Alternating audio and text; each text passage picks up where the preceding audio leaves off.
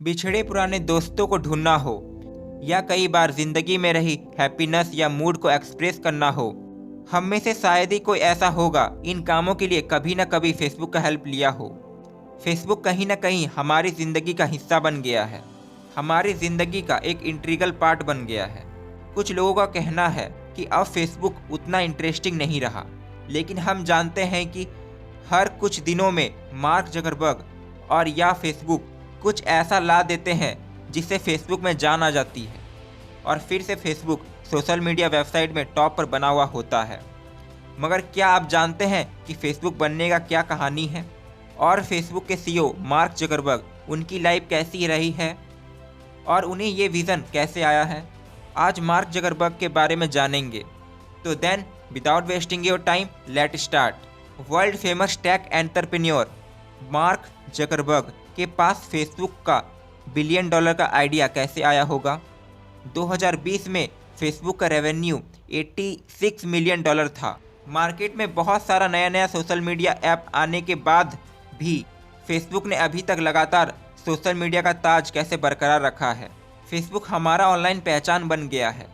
Imagine करें, आपका बचपन का सपना हार्वर्ड जैसे नामी ग्रामी यूनिवर्सिटी में पढ़ना था और आपका सपना सच हो जाता है।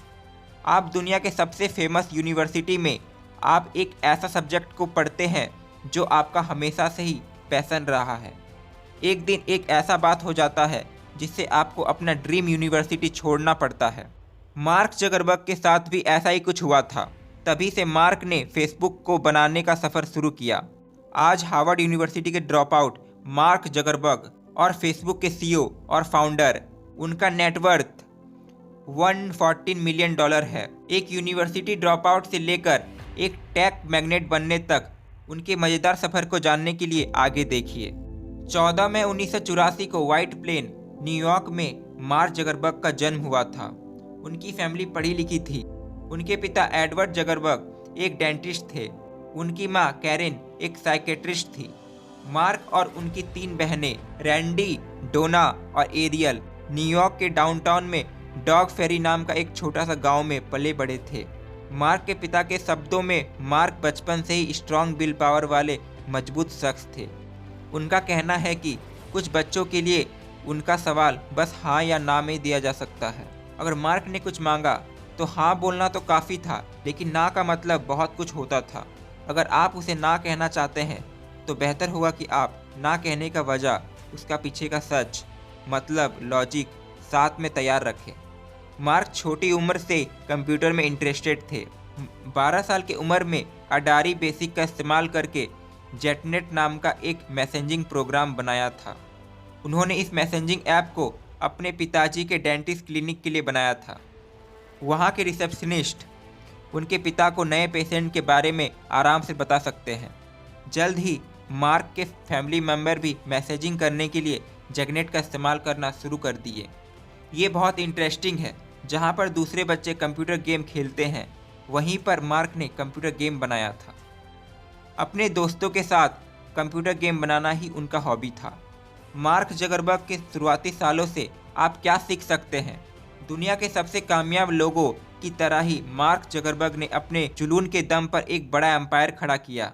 जिन हॉबीज़ में आपको इंटरेस्ट है उसे आगे ले जाने का ज़रूरत है और उसी पर काम करना चाहिए। अगर आपने भी अपने शुरुआत में कोई जुनून पा लिया है तो आपको भी उस पर काम करना चाहिए और एक एक्सपर्ट बनने तक उसका प्रैक्टिस करना चाहिए। मार्क एक ऐसा फैमिली में पला बड़ा था जो उन्हें बहुत सपोर्ट करता था। 19 साल की उम्र में मार्क जकरबर्ग अपने दोस्त डस्टन मार्को, क्रश हुग और एवरेट सेवरिल के साथ मिलकर फेसबुक नाम का एक कामयाब वेबसाइट बनाया था।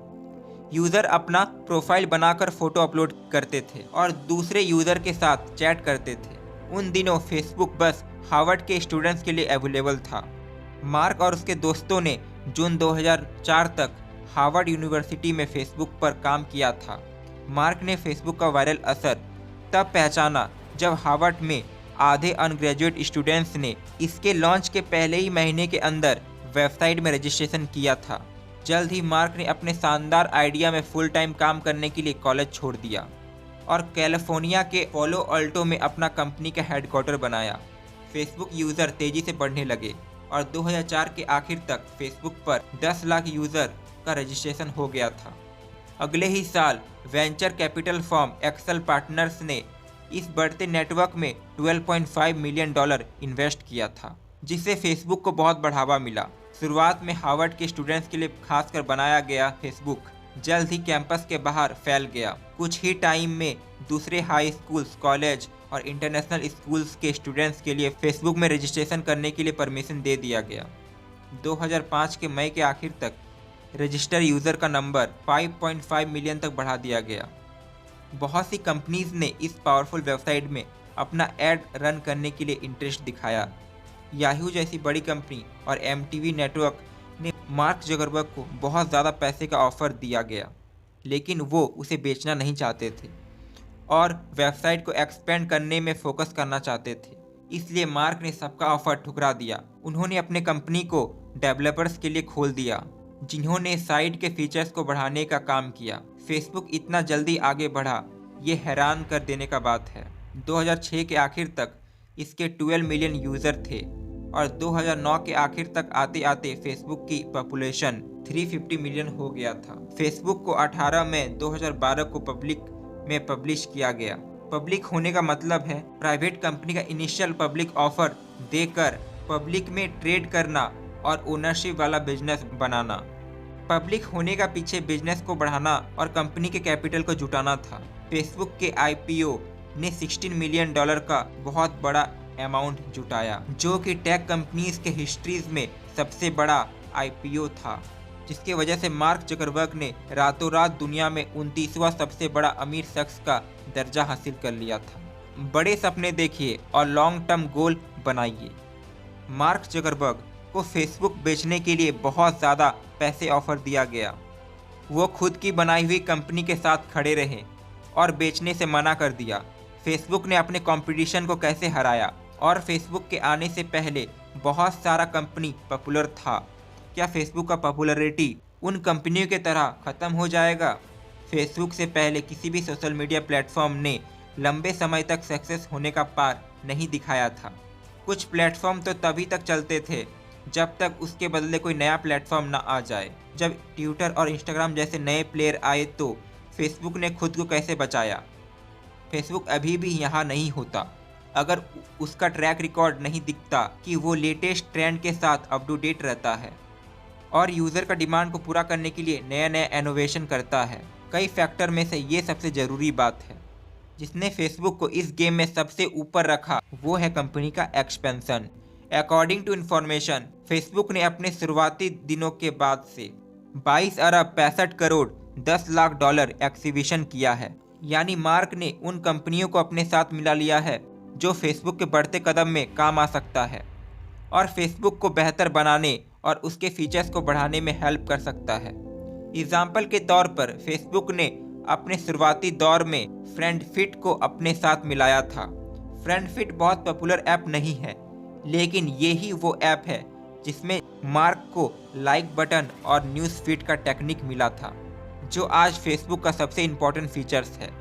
इसी तरह 2010 में एक टैलेंटेड IT कंपनी को अपने साथ मिलाने के लिए चाइल्ड ऐप नाम का एक छोटा सा कंपनी खरीद लिया था, जिसमें गोकुल राजाराम शामिल थे, जिन्हें गूगल एडसेंस का गॉडफादर के तौर पर जाना जाता था। इसमें फेसबुक के एडवर्टाइज रेवेन्यू स्ट्रक्चर को स्पीड दिया, जिससे कंपनी को हर साल अरबों डॉलर मिलता है। फेसबुक ने 2020 में अकेले ही एडवर्टाइजिंग से $80 मिलियन कमाया। 2012 में फेसबुक ने अपने सबसे बड़े कॉम्पिटिटर इंस्टाग्राम को $1 अरब में खरीद कर उसे पछाड़ा। कभी फेसबुक का सबसे बड़ा कॉम्पिटिटर रहा इंस्टाग्राम, अब फेसबुक का सबसे बड़ा एसिड में से एक है। फेसबुक ने best social media network site का स्टेटस बरकरार रखा है। तो इतने कमाल के बातों को सुनने और समझने के बाद ये वीडियो यहीं पर एंड होता है। अगर आपको मेरा मेहनत पसंद आया हो तो आप अपना ढेर सारा प्यार लाइक, कमेंट और सब्सक्राइब करके दिखा सकते हैं। फिर मुलाकात होगा नेक्स्ट वीडियो में। जय हिंद।